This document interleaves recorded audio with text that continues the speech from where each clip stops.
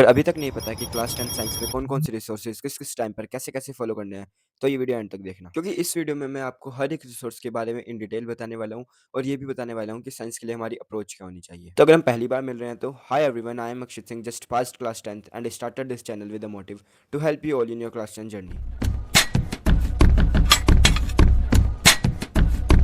तो सबसे पहले बात करते हैं कि हमें कौन-कौन से रिसोर्सेज़ फ़ॉलो करने हैं। So first NCERT. साइंस के लिए एनसीईआरटी बिल्कुल गोल्ड है क्योंकि एनसीईआरटी ही से ही आएगी जो थ्योरी आएगी, बाहर से नहीं आती, उसी के रेलेवेंट आएगी। हाँ, ये है एनसीईआरटी में बहुत सारी चीज़ें बिल्कुल टू द पॉइंट लिखी होती हैं, लाइक कुछ भी इलैबोरेट वर्ज़न में नहीं लिखा रहता, बहुत ज़्यादा छोटे वे में लिखा रहता है, तो आपको उसे अच्छे से समझना होगा। बाकी इसके लिए मुझे नहीं लगता कि आपको कोई रेफरेंस बुक की ज़रूरत है, मैंने तो कोई नहीं ली थी।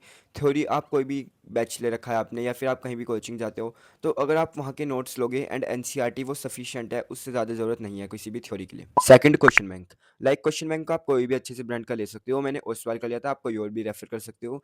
बाकी क्वेश्चन बैंक बहुत ज़्यादा इंपॉर्टेंट हो जाता है क्वेश्चन प्रैक्टिस के लिए, क्योंकि हम थ्योरी तो पढ़ लेते हैं एंड जनरली बच्चे यही सबसे बड़ा ब्लंडर करते हैं कि खाली थ्योरी पढ़ के जाते हैं एंड क्वेश्चन प्रैक्टिस करते ही नहीं है एंड फिर वहाँ जाके वो एकदम ब्लैंक आउट हो जाते हैं, उन्हें पता नहीं होता कि किस क्वेश्चन से किस तरीके से डील करनी है, क्योंकि आप जितने ज़्यादा क्वेश्चन प्रैक्टिस करोगे आपको पता चलेगा कि अच्छा वो आपसे पूछना क्या चाह रहा है। एंड अब तो भाई कॉम्पिटेंसी क्वेश्चंस आते हैं एंड बहुत ज़्यादा अच्छे अमाउंट में आते हैं, तो उनके लिए तो हमें थोड़े पहले से प्रिपेयर होकर के जाना पड़ता है। थर्ड, जो लाइक मैंने यूज़ किया था, मैं ऐसा नहीं कह रहा कि ये लो या आप ऑप्शनल में रख सकते हो, लेकिन मैंने लाइक ओसवाल की ही वन फॉर ऑल बुक ली थी, क्योंकि उसमें ना नोट्स दिए हुए थे, उसमें पीवाईक्यू भी थे, उसमें माइंड मैप भी थे, तो वो बहुत अच्छी बुक थी। उसमें एनसीईआरटी क्वेश्चंस थे, एनसीईआरटी एग्जाम्पलर के भी कुछ सिलेक्टिव क्वेश्चंस थे।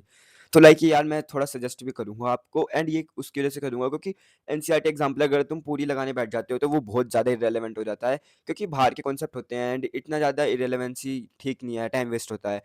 तो मैंने वो ली थी वन फॉर ऑल, क्योंकि उसमें NCERT exemplar, NCERT, PYQ most of the चीज़ें कवर हो चुकी थी, तो वो अच्छी थी, लाइक आप देख सकते हो। बाकी अभी मैं आगे भी बताऊँगा कि वो मैंने किस टाइम पे यूज़ करी थी। Fourth is PYQ. Like PYQ जब मैंने लगाए थे तो कोई भी ऐसे बुक से नहीं लगाए थे, आप भी ऐसे मत लगाना, वो बिना फालतू में वेस्ट ऑफ मनी होती है। सही बता रहा हूँ, आज के ज़माना इंटरनेट का ज़माना है, मैंने ऑनलाइन देखे थे, लाइक जिस वेबसाइट से मैंने लिए थे वो थे ओसवाल 360 करके कोई वेबसाइट थी, हाँ, उसपे आप डाल देना ओसवाल 360 और पीवाईक्यू डाल देना जोन से भी सब्जेक्ट के चाहिए, उसमें आ जाता है, आपको ईयर वाइज़ आ जाता है आराम से, एंड दिल्ली के भी तीनों सेट एंड आउटसाइड दिल्ली के भी तीनों सेट आ जाते हैं, तो अच्छा होता है, मैंने भी वो सब लगाए थे। पीवाईक्यू आप बिल्कुल ऐसे मत लगाना कि चैप्टर वाइज़ लगा रहे हो, वो बाकी मैं पहले भी बता चुका हूँ कि हाँ, आपको ओवरऑल लगाने हैं कि हाँ, आपने इस ईयर को उठाया, मैंने पूरे लगा दिए, या आप सैंपल पेपर की तरह भी लगा सकते हो। फिफ्थ इज़ सैंपल पेपर तो इंपॉर्टेंट है ही प्रैक्टिस के लिए। सिक्स्थ में आपको बताना चाहूँगा additional question paper, like additional question paper CBSE release करता है। ये आपको मिल जाएँगे जब आप सीबीएसई की ऑफिशियल वेबसाइट पे जाओगे, वहाँ पे अपलोडेड होते हैं। तो उनमें बहुत ज़्यादा हाई लेवल के क्वेश्चन्स होते हैं, लाइक हाँ, कॉम्पिटेंसी क्वेश्चन्स होते हैं, अच्छे क्वेश्चन्स होते हैं जो आपको सोचने पे मजबूर कर दें। तो वो एक बार देख लेना। एंड भाई जो मैं बताना चाहूँगा सबसे इंपॉर्टेंट रिसोर्स, लाइक उसे मैं मानता हूँ सबसे इंपॉर्टेंट रिसोर्स, वो है आपका सीबीएसई का कॉम्पिटेंसी बेस्ड क्वेश्चन बैंक। ये भी सीबीएसई ही रिलीज़ करता है। आप लाइक सर्च करोगे गूगल पे, आपको मिल जाएगी पीडीएफ ईज़िली।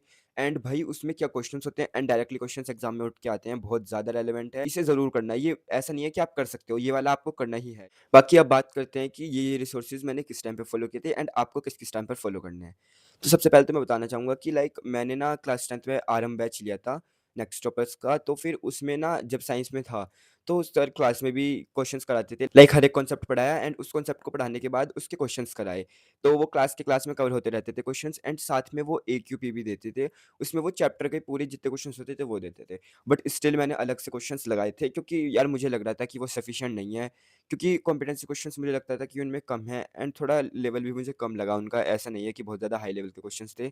तो मैं चैप्टर वाइज़ इन ये सब तो करते चलता ही था, साथ में एनसीईआरटी भी मैं अपनी फ़ॉलो करता ही था, नोट्स मैं उनके साथ-साथ ही बनाता था एंड साथ में एनसीईआरटी से भी उसमें ऐड ऑन करता था। ये बाकी मैं एक इन डिटेल नेक्स्ट वीडियो में बता दूँगा कभी। इसके अलावा मैंने जो बताया था वन फॉर ऑल, मैं इसके साथ चैप्टर वाइज़ लगाता चलता था। लाइक मैंने चैप्टर वाइज़ लगाया तो चैप्टर वाइज़ उसके एनसीईआरटी क्वेश्चंस लगा लिए, एनसीईआरटी के एग्जाम्पल के क्वेश्चंस लगा लिए एंड थोड़े बहुत जो रेलेवेंट पीवाईक्यू, उसमें पूरे पीवाईक्यू नहीं होते थे, थोड़े ही होते थे, वो भी मैं साथ में ही देखते चलता था। उसमें नोट्स भी होते थे, ये सब भी कर लेता था। तो आप लोग भी NCERT and one for all ले रहे हो तो ये, वरना कहीं से भी आपको क्वेश्चंस लगाने हैं तो आप ये स्टार्टिंग में अपनी लाइक जब कंप्लीशन वाली फेज होगी ना, जब आप अपना सिलेबस कंप्लीट कर रहे होंगे, उस वाली फेज में लगा सकते हो। देन आता है हमारा नेक्स्ट फेज, अक्टूबर टू दिसंबर या फिर नवंबर वाला जो फेज होता है, इस फेज में आपको रिवीजन करना होता है। तो रिवीजन करने के लिए मैंने अपने ही वो जो पहले नोट्स थे उन्हें पढ़ा था एंड बाकी आप एक क्वेश्चन बैंक ले लेना साथ में, उस क्वेश्चन बैंक से हेल्प हो जाएगी, तो आप उसी को साथ साथ करते चलना। इसी टाइम पे आप कॉम्पिटेंसी क्वेश्चन बैंक वाला जो था सीबीएसई का वो भी लगा लेना। इसके बाद फेज 3 सबसे फाइनल फेज है, प्रैक्टिस वाला फेज, ये दिसंबर जनवरी के मंथ में करना है आपको। इसके अंदर आपको क्या करना है, बस प्रैक्टिस, प्रैक्टिस एंड प्रैक्टिस करनी है, इसके अलावा कुछ और नहीं करना। तो इस टाइम पे आप सैंपल पेपर्स लगा सकते हो, एडिशनल क्वेश्चन पेपर्स लगा सकते हो एंड पीवाईक्यू लगा सकते हो। तो ये सब करने के बाद आप एक बार पहले पढ़ चुके हो, उसके बाद रिवीजन कर चुके हो एंड उसके बाद भी अब आप प्रैक्टिस कर रहे हो, तो आप बिल्कुल एग्ज़ाम रेडी हो जाओगे। ऐसा बिल्कुल नहीं है कि आपको कॉन्सेप्ट्स वीक रहेंगे या फिर आपके क्वेश्चन नहीं आएँगे, आपका एग्ज़ाम बहुत बढ़िया जाएगा। ये सारे रिसोर्सेज़ को आप ज़रूर फॉलो करना। बाकी मैं साइंस के लिए बस ये बोलना चाहूँगा कि इसमें कोई ऐसी इन जनरल कोई टिप्स नहीं है। हाँ, आप टाइम टाइम पे रिवीजन अच्छे से करते चलना, कॉन्सेप्ट को समझना, कभी भी रटना मत। अच्छे-अच्छे क्वेश्चन प्रैक्टिस करते चलना एंड आप एक चीज़ फ़ोकस करना कि लाइक केमिस्ट्री में एक्टिविटीज़ बहुत ज़्यादा इंपॉर्टेंट हो जाती हैं। बायोलॉजी में तो पूरी थ्योरी होती है बट साथ में डायग्राम भी देखना, डायग्राम बेस्ड क्वेश्चंस भी आते हैं। थर्ड फिज़िक्स में न्यूमेरिकल्स इंपॉर्टेंट हो जाते हैं। इन 3 चीज़ों पे फ़ोकस कर लो, आपको most of the syllabus like most of the exam में जो चीज़ें आती हैं वो हो जाएँगी। बाकी ईज़ी होता है, ऐसा कुछ नहीं है, बस बना रखा है कि हाँ, साइंस से टफ़ है, ईज़िली हो जाएगा, बस 13 ही तो चैप्टर हैं, आसानी से हो जाएँगे, आप पूरे साल पढ़ोगे। बाकी और ऐसे अमेज़िंग वीडियोज़ के लिए सब्सक्राइब कर लेना। एंड बाकी मैंने ये पहले वीडियो में बता चुका हूँ कि मैथ्स में कौन-कौन से रिसोर्सेज़ फ़ॉलो करने हैं एंड कुछ टिप्स भी बताई हैं। तो मैं उसका लिंक डिस्क्रिप्शन में दे दूँगा, आप उसे देख सकते हो। बाकी तब तक के लिए पढ़ते रहो, हेल्दी रहो, थैंक यू।